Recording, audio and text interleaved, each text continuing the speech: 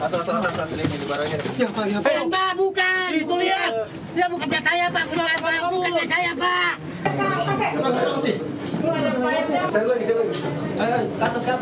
Petugas gabungan menyisiri Kampung Berlan, Matraman, Jakarta Timur saat melakukan penggerebekan narkotika.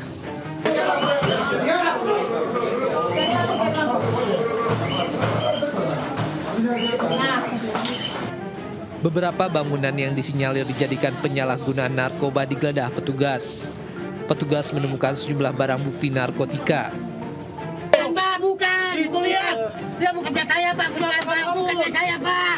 Saya kagak tahu, Pak. Itu Pak yang saya bukannya rumah. Dalam penggeledahan ini, beberapa orang turut diamankan. Selain itu, petugas juga mengerahkan anjing pelacak dalam proses penggerebekan. Sementara hingga saat ini belum diketahui berapa banyak barang bukti maupun orang yang diamankan.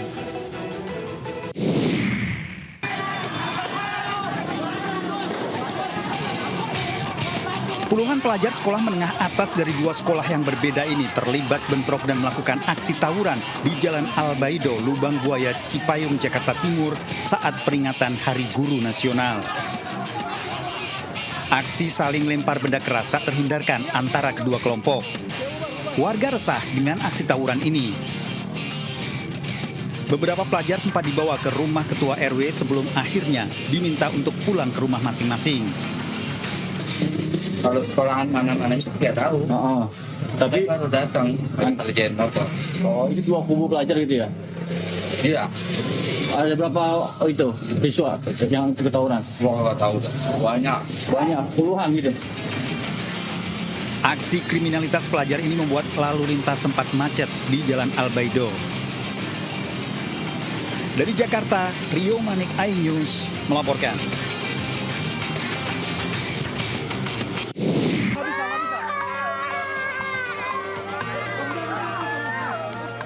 Penangkapan pelaku bandar sabu di Desa Sikapas, Kecamatan Muara Batang, Gadis, Mandailing, Natal, Sumatera Utara diwarnai tangis histeris istri dan anak pelaku. Bahkan istri pelaku sampai jatuh pingsan hingga harus dibopong petugas. Satuan Narkoba Polres Mandailing Natal bersama Polsek Muara Batang Gadis berhasil menangkap salah satu pelaku yang sempat bersembunyi di kolong rumah warga. Pelaku ID diamankan dengan barang bukti sabu seberat lebih dari 97 gram.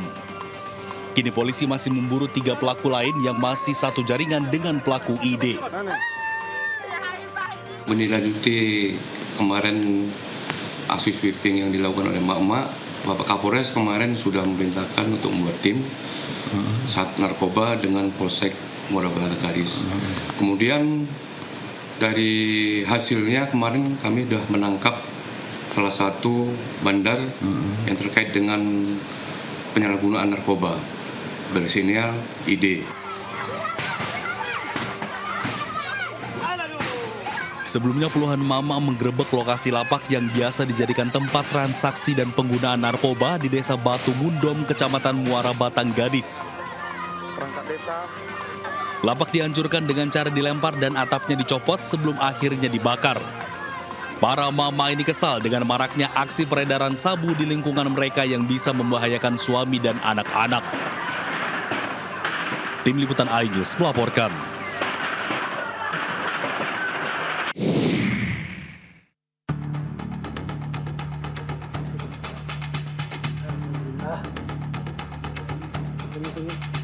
Tim Suspider Sat Narkoba Polrestabes Makassar berhasil meringkus bandar narkoba jenis tembakau sintesis di Kota Makassar, Sulawesi Selatan. Firman Aditya, 21 tahun, dibekuk di kosannya di Kecamatan Panakukang, Makassar, Sulawesi Selatan. Puluhan saset narkoba siap edar berhasil diamankan dari balik lemari. Turut ditemukan sejumlah alat hingga bahan baku cairan membuat narkoba. Pihak kepolisian menyatakan pelaku dengan rekannya mengedarkan narkoba melalui media sosial. Dia memasarkan ini di medsos. Jadi untuk pasarnya dia juga tidak tahu siapa yang beli. Karena dia setelah calon pembeli mentransfer uang tertentu ke rekening yang dimiliki mereka ini, kemudian dia menaruh narkotika itu di suatu tempat, kemudian mengirimkan lokasi ke pembeli yang sudah membayar.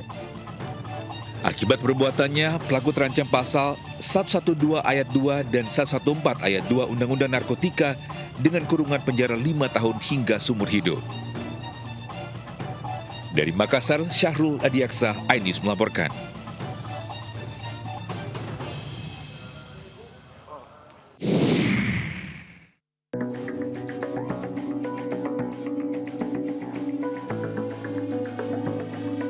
Dari rekaman kamera pengawas halaman parkir toko hewan peliharaan di Jalan Abdul Ghani, Cilodong, Depok, Jawa Barat, tampak dua orang pria berboncengan menggunakan sepeda motor jenis Matic warna hitam tanpa plat nomor datang ke sebuah pertokoan yang di halaman parkirnya terdapat sepeda motor. Salah satu pria turun dari motornya dan langsung menghampiri motor yang terparkir ini dan berniat untuk mencurinya. Berselang beberapa lama kemudian, aksinya kepergok oleh pemilik motor. Salah satu pelaku yang mencoba kabur menodongkan senjata api ke arahnya, sehingga pemilik motor memilih untuk mundur. Pemilik motor juga kepala toko ini memergoki aksi pelaku saat hendak merusak kunci motor yang diincarnya dengan menggunakan kunci letter T. Dari arah sana. Dari arah sana ke sana, dia kayak mengintai, langsung balik ke sini. Tadi sempat putar balik. Iya, putar balik dari sana ke situ, putar balik. Itu dipergokinya sama Mas atau sama saya sendiri? Nggak tahu itu emang asli apa enggaknya, cuma kita lebih waspada aja sih. Kayak senti gitu sih, Mas. Senti. Dalam 1 bulan terakhir, aksi pencurian motor di toko hewan peliharaan ini sudah 2 kali terjadi.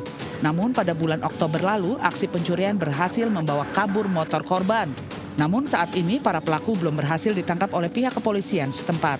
Dari Depok, Jawa Barat, Iyung Rizky, iNews melaporkan.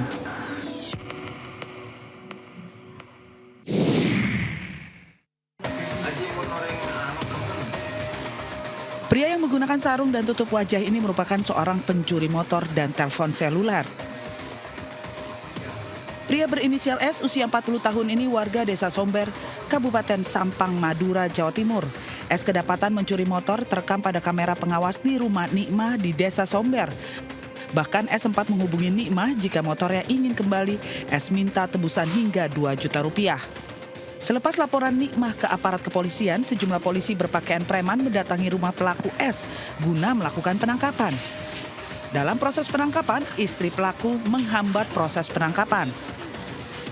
Tim Polres Sampang dapati pelaku bersembunyi di bawah ranjang. Pelaku memakai sarung dan langsung dibawa petugas ke Mapolres Sampang guna dilakukan penyelidikan lebih lanjut. Sudah terbuka, sehingga terduga pelaku leluasa mengambil kunci kotak sepeda motor dan 2 unit HP. 1 orang nilainya dan pelakunya belum, masih dalam lidik. Sementara uang tebusan motor dibuat oleh pelaku untuk kebutuhan sehari-hari. Barang bukti berupa 1 unit sepeda motor saat ini disita oleh anggota Reskrim Polres Sampang.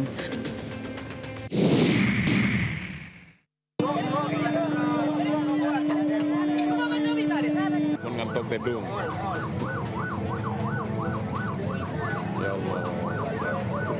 Sebuah minibus berisi 4 penumpang terlibat kecelakaan di Jalan Raya Desa Kool Klampis, Bangkalan, Jawa Timur dengan truk box bermuatan udang yang melintas dari arah depannya. Kerasnya benturan membuat truk terbalik sementara minibus rusak parah. Sejumlah pengendara dan warga yang melihat insiden ini langsung berupaya menolong para korban.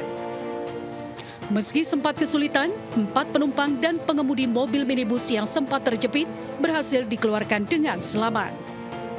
Dugaan sementara kecelakaan terjadi akibat pengemudi minibus mengalami kelelahan atau microslip atau tertidur sesaat sehingga mobil melaju ke jalur berlawanan.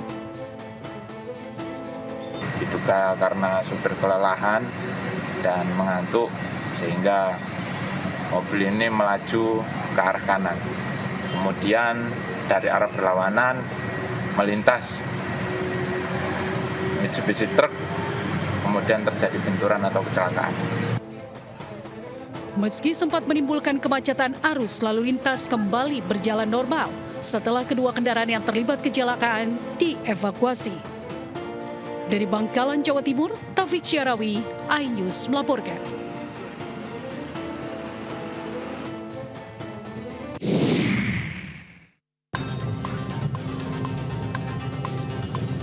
Parkir tangga ini. Pencuri motor diamuk warga di Desa Keselir, Wuluhan, Jember karena kepergok mencuri di pinggir sawah. Pelaku tak bisa melarikan diri karena dikepung massa. Sebelumnya pelaku diam-diam menyetater motor dan membawa kabur, namun dipergoki warga. Pelaku diamankan polisi dalam kondisi luka dengan wajah dan tubuhnya dirujuk ke Puskesmas Wuluhan untuk mendapatkan perawatan medis. Pelaku kemudian dibawa ke Polsek Wuluhan untuk menjalani pemeriksaan. Pelaku telah mencuri lebih dari 1 kali, lantaran di kawasan ini sering terjadi pencurian kendaraan bermotor. Polisi kini terus melakukan pengembangan dan kemungkinan adanya pelaku lain dari aksi ini. Tersangka terancam hukuman 7 tahun penjara. Dari Jember, Jawa Timur, Bambang Sugiarto, iNews melaporkan.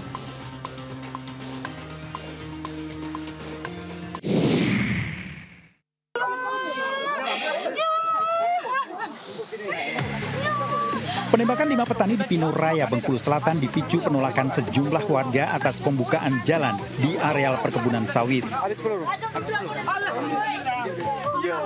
Warga berjumlah 40 orang menemui pekerja dengan alat berat yang melakukan pembersihan. Saat terjadi bentrok hingga salah satu karyawan perusahaan sawit melepaskan tembakan. Tembakan melukai 5 warga. Sementara satu karyawan perusahaan mengalami luka penganiayaan. Pelaku penembakan telah diamankan di Polres Bengkulu Selatan. Polisi juga telah menyita senjata api jenis revolver yang digunakan pelaku dan 5 selongsong peluru. Terkait masalah senjata api, ini masih dalam proses pendalaman oleh penyidik Satreskrim Polres Bengkulu Selatan, yang sementara karena yang bersangkutan belum bisa dimintai keterangan, masih dalam proses perawatan. 5 warga masih menjalani perawatan di rumah sakit, salah satunya mengalami luka parah di bagian perut.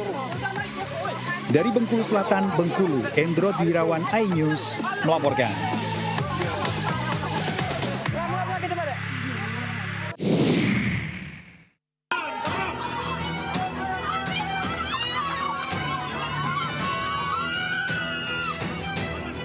Aparat Satuan Polisi Pamong Praja mendapat perlawanan dari warga mayoritas emak-emak saat menertibkan lahan milik Pemkot Medan di Jalan Flamboyan Raya. Sejumlah wanita bahkan nekat membuka pakaian sebagai bentuk protes dan menolak lahan yang mereka garap ditertibkan. Sekarang kau berkuasa. Nah ini. Baca dulu ini semua. Pemkot Medan menyatakan lahan tersebut memiliki luas 26 hektar dan telah digarap sejumlah warga selama 20 tahun terakhir tanpa izin resmi. Sementara itu, warga penggarap meminta Presiden Prabowo untuk turun langsung menyelesaikan persoalan ini karena membuat mereka kesulitan. Ada yang sama Pak Presiden, kami mohon Bapak perhatikanlah kami rakyat di bawah ini. Sekarang ini kami beginilah, kami hancur. Kami tidak tahu bagaimana ini. Tahun 50 dulu Bapak kami pejuang sama Belanda. Lahan dengan status HPL 1 Tanjung Selamat ini sebelumnya dirancang untuk beberapa program pembangunan, termasuk depo BRT serta sekolah rakyat. Meski mendapat protes, penertiban tahap awal sekitar 6 hektar ini terus dilakukan. Warga sekitar rencananya akan direlokasi ke kawasan Medan Labuhan. Dari Medan, Sumatera Utara, Bobi Pakpahan, iNews melaporkan.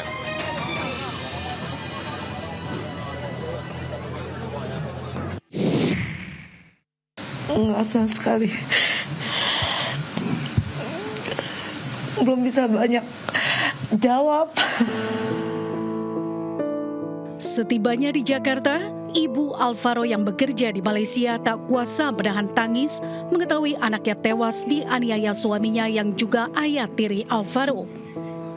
Tangis ibu kandung Alvaro Kiano Nugroho pecah di rumah duka yang berlokasi di kawasan Bintaro, Pesanggerahan, Jakarta Selatan. Arum tiba di rumah duka dengan didampingi Kapolsek Pesanggerahan. Belum bisa banyak jawab. Itu aja. Makasih banyak ya. Untuk lain-lainnya nanti tanyain ke pihak polisi aja. Sementara itu, polisi mengungkap terduga penculikan dan pembunuhan yang juga ayah tiri Alvaro, Alex Iskandar, tewas diduga bunuh diri di ruang konseling Mapolres Jakarta Selatan pada hari Minggu 23 November 2025 dini hari. Peristiwa tersebut terjadi sebelum Alex resmi ditahan sebagai tersangka. Pada pukul 6 pagi hari Minggu, tersangka ini izin untuk ke toilet. Pada saat di ruang konseling, lebih kurang berkisar dari pukul 6.30 sampai dengan 8 atau jam 9 pagi, ditemukan oleh rekannya tadi, yaitu inisial G. Melalui saksi kunci dilihat dari pintu, itu ada bilah kaca di tengah, melihat tersangka sudah dalam posisi menghilangkan nyawanya dengan cara gantung diri. Tim Liputan iNews melaporkan.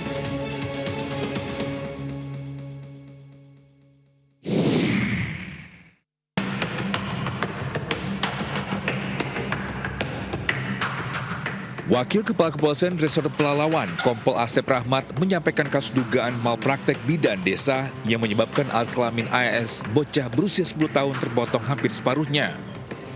Setelah dilakukan pemeriksaan, bidan desa dijebloskan ke tahanan Mapolres Pelalawan atas kasus dugaan malpraktek yang dilaporkan oleh keluarga korban pada bulan Juli 2025. Tersangka dijerat pasal berlapis, yakni pasal 360 ayat 1 KUHP tentang kelalaian yang menyebabkan orang lain sakit atau terluka berat dan Undang-Undang Nomor 17 Tahun 2023 tentang kesehatan dengan ancaman 5 tahun penjara. Yang bersangkutan ini terlapor merupakan lulusan trennya D1. Tapi hal-hal lainnya tetap kami masih dalami, dan kegiatannya ini dia sudah melakukan kegiatan praktek tersebut dari tahun 2004. Berarti sudah cukup lama.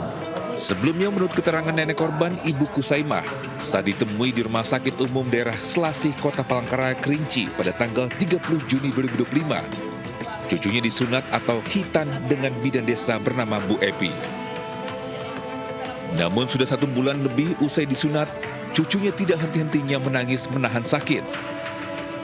Taunya terpotong banyak, setelah dibuka korban 30 hari ada di sunat tuh baru terbuka, dibawa ke rumah sakit Santa Maria, baru tahu kepotongnya itu banyak. Lukanya sendiri sudah perbaikan, tetapi ya estetiknya atau indahnya bentuk penisnya terganggu. Akibat peristiwa tersebut, korban tidak pernah masuk sekolah dan dirinya mengalami trauma mendalam. Dari Kabupaten Pelalawan, Riau, Diki Kurniawan, iNews melaporkan.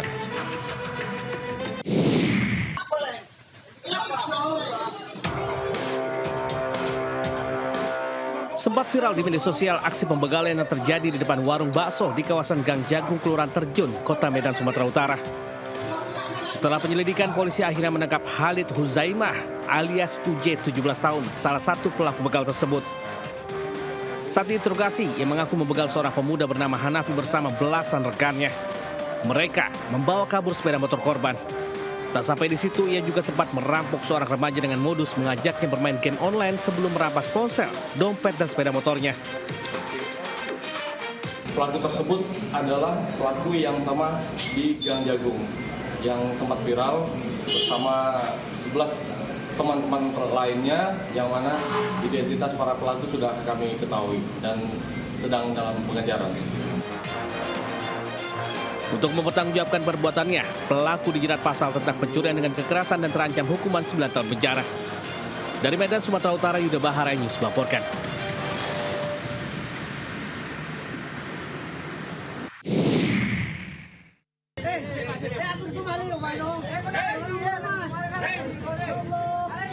Aksi pencurian motor di Komplek Dreamingland terjadi saat korban baru saja memarkir kendaraan di depan kantor PNN Mekar. Pelaku gagal bawa motor korban karena mesin mogok. Warga dan security berhasil menangkap satu pelaku MA, 25 tahun, dan langsung dihajar di tempat.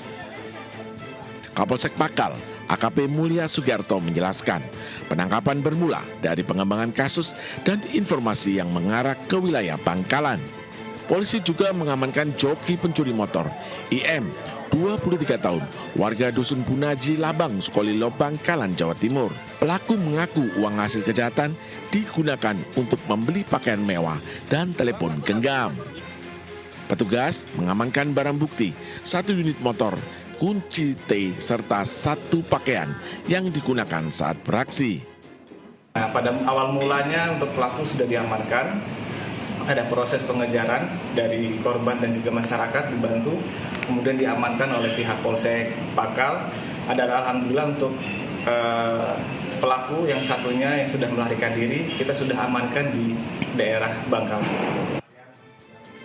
Kini kedua pelaku dijerat pasal 363 tentang pencurian dengan pemberatan dan terancam 7 tahun penjara. Dari Surabaya, Jawa Timur, Sony Hermawan, iNews melaporkan.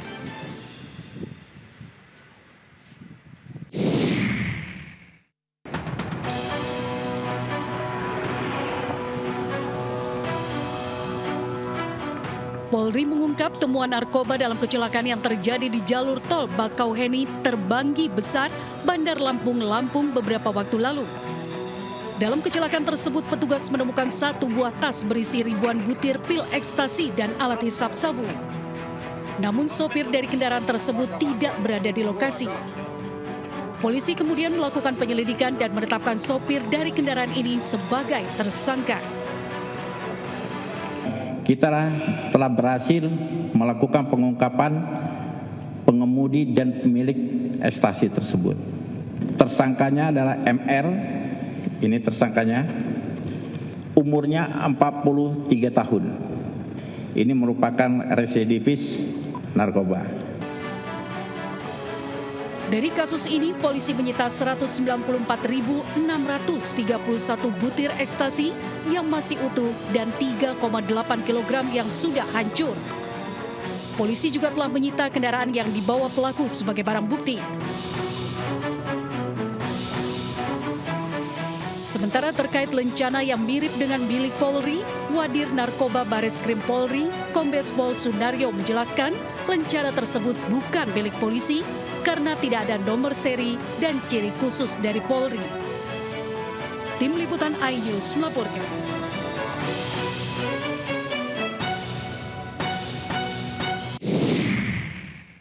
Fotonya. Terus, pagarnya bukan nempel jalan ini kan? Polisi menyisir di Kampung Sukamaju, Cilodong, Depok, cari terduga pelaku pemerkosaan seorang wanita yang telah melaporkan kasusnya ke Polres Metro Tangerang. Pelaku ditemukan di sebuah rumah kontrakan. Pelaku tak sempat melarikan diri setelah polisi menggerebek kediamannya. Pelaku ditangkap di hadapan istrinya. Di tengah perjalanan, tepatnya di Tol Cengkareng Bandara, pelaku tiba-tiba menghentikan laju kendaraannya dan masuk ke dalam kursi penumpang. Korban diperkosa pelaku dengan dianiaya terlebih dahulu. Seorang perempuan tersebut untuk menepi dengan alasan mau cuci muka karena mengantuk. Setelah mobil menepi, langsung masuk ke tempat duduk penumpang dan kemudian melakukan penganiayaan. Setelah melakukan penganiayaan, korban diruda paksa. Tersangka masih menjalani pemeriksaan di Polres Metro Bekasi Kota. Dari Tangerang, Banten, Sukron melaporkan.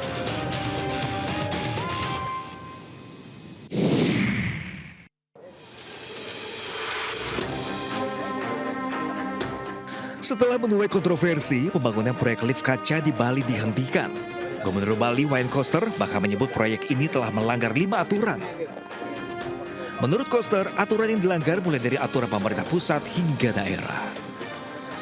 Tim Pansus Tata Ruang Aset dan Perizinan DPRD Bali pun memutuskan untuk menghentikan dan membongkar bangunan lift kaca senilai ratusan miliar ini.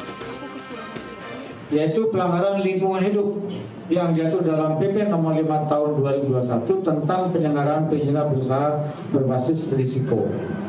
Bentuk pelanggaran tidak memiliki izin lingkungan untuk kegiatan PMA yang merupakan kewenangan pemerintah pusat. Proyek lift kaca yang berada di Pantai Kelingking, Nusa Penida sempat menimbulkan kontroversi di media sosial. Proyek ini dinilai dapat merusak tatanan alam di kawasan objek wisata yang terletak di tepi jurang. Proyek ini awalnya dibangun pada Agustus 2023 dan sempat dihentikan pada Oktober lalu akibat pro kontra di tengah masyarakat. Dari Denpasar, Bali, Indira Ari, iNews melaporkan.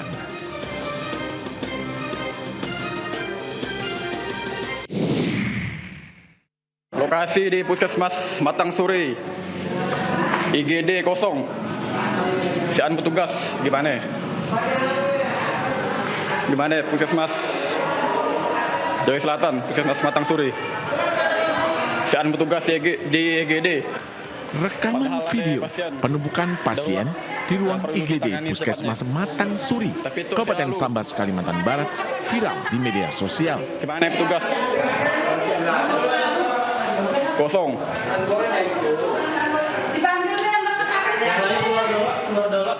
Dalam video yang beredar, nampak seorang pasien yang butuh pelayanan medis darurat tidak ditangani karena kosongnya petugas IGD.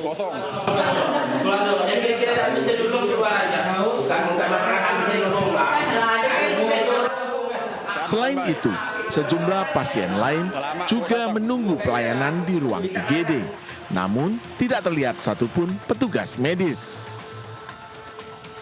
Beredarnya video ini memicu kecaman warganet yang mempertanyakan standar pelayanan kesehatan, terutama kesiapsiagaan petugas IGD yang seharusnya beroperasi 24 jam.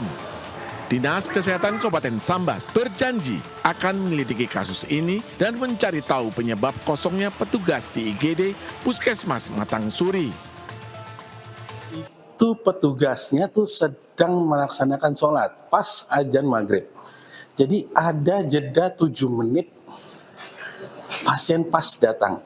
Jadi pasien itu mencari kemana-mana, memang dilihat tidak ada petugas. Masyarakat berharap kejadian ini menjadi evaluasi serius dan memperbaiki pelayanan kesehatan pasien, khususnya di daerah terpencil. Dari Sambas, Kalimantan Barat, Uun Yuniar, iNews melaporkan.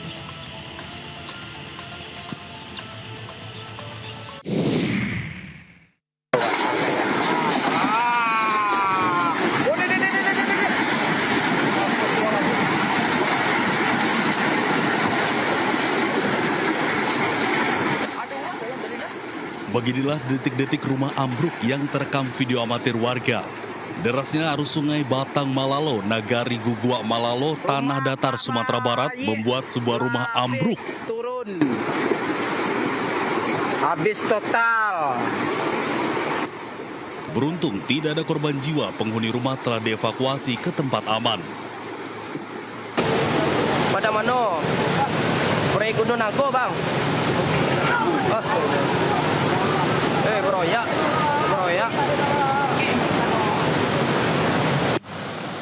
Tingginya intensitas hujan juga menyebabkan banjir bandang di kawasan Batu Busuk, Kelurahan Lambung Bukit, Kecamatan Pauh, Kota Padang, Selasa pagi. BPBD mengevakuasi warga untuk menghindari korban jiwa. Data sementara, 55 kepala keluarga terdampak banjir bandang dengan ketinggian air mencapai 40 cm.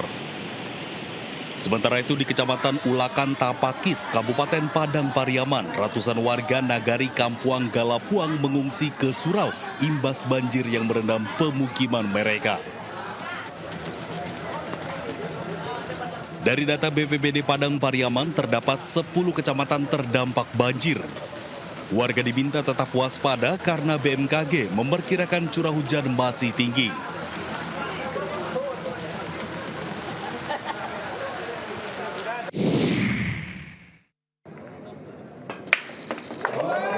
Breakshoot dari Ketua Umum PB Popsi Haritanu Sudibyo menandai dibukanya kejuaraan nasional Kejurnas Popsi 2025 di Gedung iNews Tower, Kebon Siri, Jakarta Pusat. Kejurnas Popsi digelar untuk melihat kesiapan para atlet biliar dalam menghadapi turnamen besar baik nasional maupun internasional. Ajang ini sekaligus menjadi momentum peningkatan kualitas kompetisi serta membuka ruang lebih luas bagi atlet-atlet muda untuk naik ke level nasional. Mudah-mudahan Kejurnas ini bisa diselenggarakan setiap tahun. Selama ini kan beberapa tahun sekali ya. Jadi sebelumnya tahun 2022, terus sebelumnya lagi tahun 2018 karena ada COVID waktu itu. Tapi ke depan mudah-mudahan kami mampu menyelenggarakan setiap tahun. Dan bukan hanya Kejurnas, tapi juga kejuaraan dunia di tanah air. Kejurnas Popsi 2025 mempertandingkan 4 nomor, yakni English Billiard, Snooker, Billiard Pool, dan Carom. Para atlet bertanding memperebutkan 12 medali emas, 12 medali perak, dan 24 perunggu. Saya pertama kali main di divisi snooker dan target saya emas karena saya ingin selanjutnya untuk SEA Games Thailand 2025. Aku ingin bermaksimal mungkin karena ini divisi pertama kali aku bermain di snooker. Yang penting aku main dengan baik dan dari hasil latihan kemarin. Kejurnas Biliar Popsi 2025 digelar selama 6 hari hingga 30 November 2025. Kejuaraan ini diikuti 176 atlet dari 25 provinsi di Indonesia. Dari Jakarta, Kea De La Rosa, Jaka Samsa, iNews melaporkan.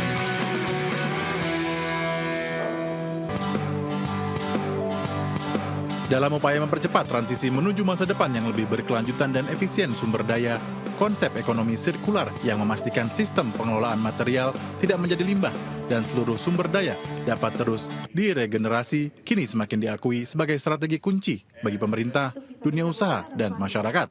Untuk mengapresiasi bagi organisasi bisnis maupun non-bisnis dalam praktek ekonomi sirkular, Indonesian Circular Economy Sustainability and Transformation Institute atau ICES Institute dan Badan Standarisasi Nasional menggelar Indonesian Circular Economy Award 2025 di Bali.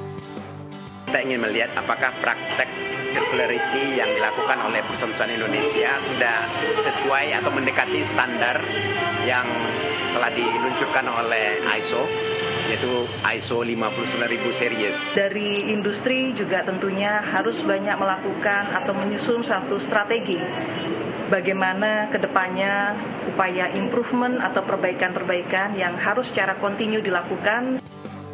Program ekonomi hijau seperti program biokonversi sampah organik di area perkantoran MNC Group, serta program Agri-Livestock Loop di desa binaan di sekitar kawasan ekonomi khusus MNC Lido City mendapat apresiasi pada acara Indonesian Circular Economy Award 2025. Apresiasi atas komitmen MNC peduli dalam mendukung ekonomi hijau diterima langsung Director of Corporate Secretary MNC Group, Syafril Nasution. MNC Group mengucapkan terima kasih kepada penyelenggara Indonesia Circular Economy Award yang telah memberikan kepercayaan kepada MNC mendapatkan award pada penilaian mereka terhadap kegiatan ekonomi hijau yang dilakukan oleh MNC Group. Saya sangat appreciate ya MNC sebagai perusahaan besar ya, perusahaan media besar yang corongnya masyarakat memberikan contoh ya terhadap berbagai kegiatan yang tidak punya limbah, bisa merecycle limbah, itu menjadi contoh. Hadirnya konsep ekonomi sirkular memastikan sistem pengelolaan material yang baik mengurangi tekanan terhadap lingkungan, terciptanya lapangan kerja hijau, dan inovasi bisnis, serta efisiensi biaya perusahaan. Tim Liputan iNews melaporkan. PT Pollux Hotels Group Tbk, perusahaan dan pengelola properti hospitality terkemuka di Indonesia, mengumumkan aksi korporasi berupa penawaran umum obligasi dengan rating AAA terkait keberlanjutan 1 tahun 2025. Obligasi tersebut ditanggung seluruhnya tanpa syarat dan tidak dapat dibatalkan oleh kredit guarantee and investment facility. Aksi korporasi ini merupakan langkah strategi perseroan agar dapat memiliki pondasi finansial yang kuat serta menegaskan komitmennya terhadap lapisan masyarakat melalui investasi solar cell dan pemulihan air sehingga dapat dinikmati oleh semua lapisan masyarakat. Kita ingin membuat suatu perusahaan yang berfondasi finansial yang kuat. Yang kita harapkan satu perusahaan yang bisa dinikmati oleh semua lapisan, baik di mall maupun di tempat rekreasi yang dibangun oleh Pollux. Jadi kami berupaya untuk memasang solar cell system di berbagai properti kami di Pollux Hotel Group Tbk. Dan itu kami menargetkan sinar matahari kami olah menjadi sumber daya listrik pengganti PLN konvensional. Dan itu kami targetkan untuk menurunkan carbon emission secara keseluruhan dan juga meningkatkan sustainability. Penawaran obligasi terkait keberlanjutan memiliki target penerbitan sebesar Rp500 miliar dengan tenor 3 tahun berkupon 5,35% hingga 5,85% per tahun dan tenor 5 tahun berkupon 5,75% hingga 6,25% per tahun. Masa penawaran tersebut dimulai pada tanggal 25 hingga 27 November 2025. Dari Jakarta, Riki Anwardi, iNews melaporkan.